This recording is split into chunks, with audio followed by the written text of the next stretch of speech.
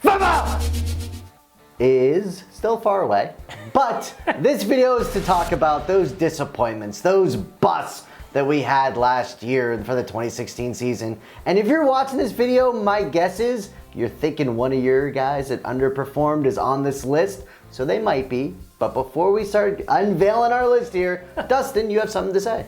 Well, we're shooting this just because we wanted to get some football going, but baseball's right around the corner. I'll be shooting those videos in just a couple of weeks.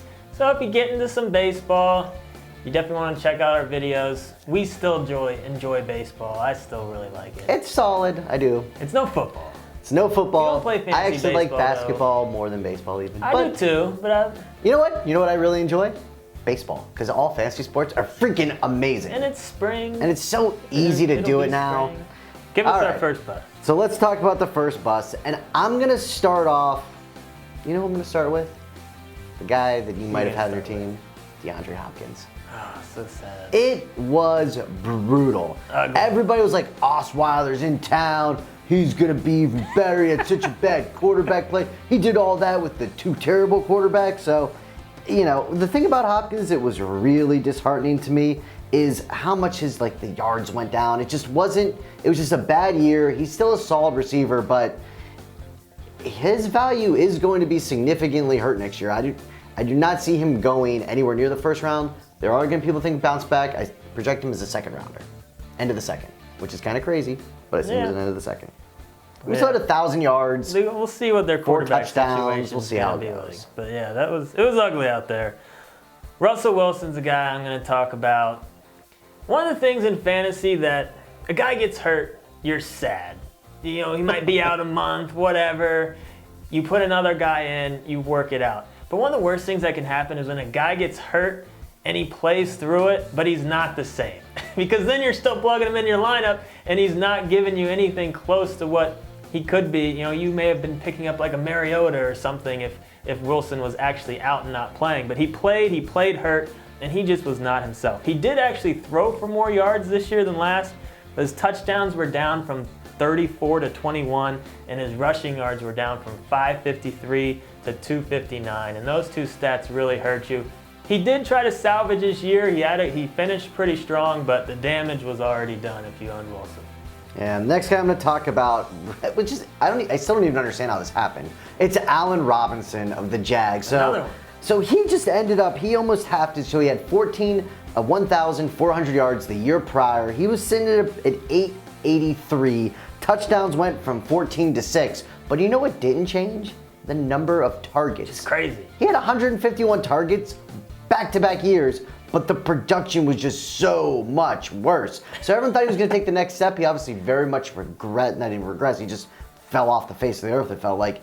He's still going to be, he's a bounce-back candidate for next year. But if you own Allen Robinson, and because you drafted him probably like 12, 13, thought you were super smart, clearly did not work out.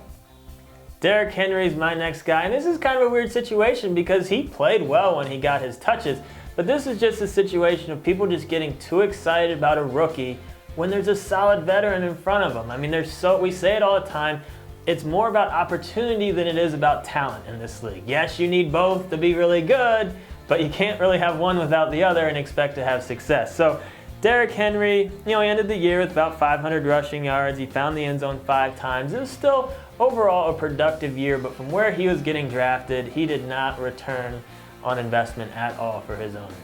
The next guy I'm going to talk about is Brandon Marshall. And Brandon Marshall has consistently been a PPR stud. He's always been good in standard leagues as well, but in a point per reception league, if you got him in the second round, you're thinking, it's kind of a steal. I'm a guaranteed 90, if not 100 catches. No problem. Well, guess what? This was the year he fell off the face of the earth.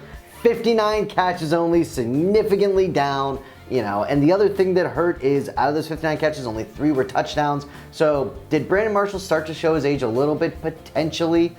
He's been in the league many years. He's had some, injuries in the past.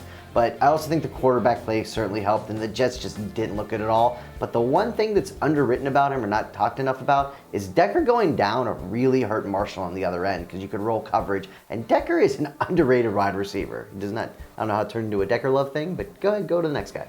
Well, Marshall's another guy that got hurt and played through it. So it just. Oh, remember that one game where he twisted his his knee leg? And it was like I thought he was done for the year, and he came back next play. He's a tough guy. You could not take that away from him. I will definitely say that.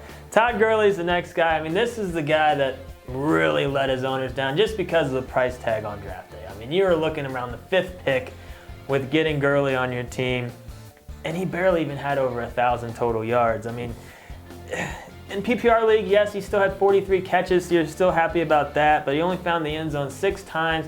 Just that Rams offense in general, we thought, them getting Goff and Tavon Austin looking good, we thought that offense was going to go in the right direction, and it just did not happen this year. But like we've been saying with some of these other guys, big bounce back potential with him if they can figure out that offense and get it going again. Next guy I'm going to talk about is Gary Barnidge. Gary Barnidge was a tight end coming into the year last season that we were like, all right, he had 9 touchdowns. He's got some upside there. Who else are they going to throw the ball to? There's no one else they can throw it to. He should be gobbling up the targets. But he went from 9 touchdowns the previous year to only 2 last year. So obviously that really hurts out of the tight end. And the yards, he was over 1,000 and then only at 600. So to be at 600 yards and 2 touchdowns, that is not even fantasy relevant for a tight end. So he went from a guy that you thought would have a lot of upside to a guy that pretty much everybody was cutting on their team. Bring back Johnny Manziel. He's going to solve all your problems, Cleveland. Bring him back.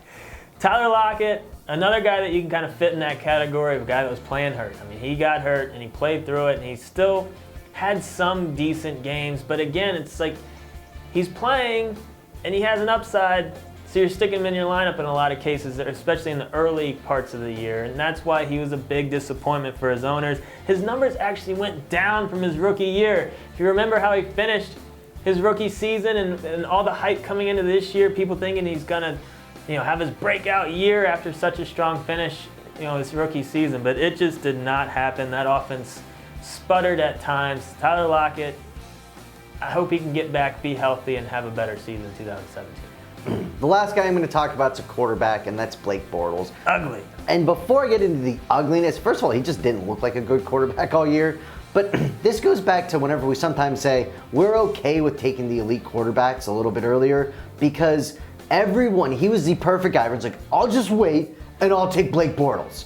Well, if you waited and took Blake Bortles, it killed you because he had 23 touchdowns only the year prior, 35, and he also went significantly down on the yards, the passing yardage, and people were like, oh, he's going to get a ton with his legs. That didn't bump up too much. So Blake Bortles, while you have guys like a Matty Ice that performed better than they thought, it's tough to find those guys, the non-elite guys, that are going to blow up. And there's always the chance of Blake Bortles, young. We assumed he will definitely take the next step. He regressed quite a bit, and it certainly got you off to the wrong start for your fantasy football season. It's a great strategy when you guess right. Yeah, exactly. When you guess wrong, it kills but you. You could say that about running backs, wide receivers. You could say that about anything. Last guy we're going to talk about, Michael Floyd. Now, this is a guy that, you might not think he had a ton of hype coming into last year, but he did have a decent amount. Coming in on a contract year, Larry Fitz getting a little bit older. You think, he's going to take over. He's going to start taking over and be, we've seen flashes of what he can do. We don't know if he was pressing or we don't know what happened, honestly. He was dropping balls. He just looked sloppy. Ended the year with less than 500 receiving yards. This was just a very weird situation. I feel like we don't know all of what happened here for him to have this bad of a year. But it definitely, the stars seem to be kind of aligning for a potential breakout year for Floyd, and it just did not that contract thing alone, right? Like, the guy with that much talent or that much raw talent, you're going to assume makes the next step, but he did not come in ready to play last year. No, it was ugly. And I mean, the quarterback play, the offensive line play definitely hurt. I mean, David Johnson was really the only bright spot on that offense. I love you, DJ. But that's our bus. Check out our surprise video. We're shooting 2. That's a lot videos. Happier. It is a lot happier. If you own those guys, it's going to be a better tone. Overachieving guys. Hey, that guy helped me win a championship. But these guys left a bad taste in a lot of people's mouth. But hey, there could be some potential upside for next year with these guys for some bounce backs. So check out all of our other videos and check out our baseball stuff. Fail.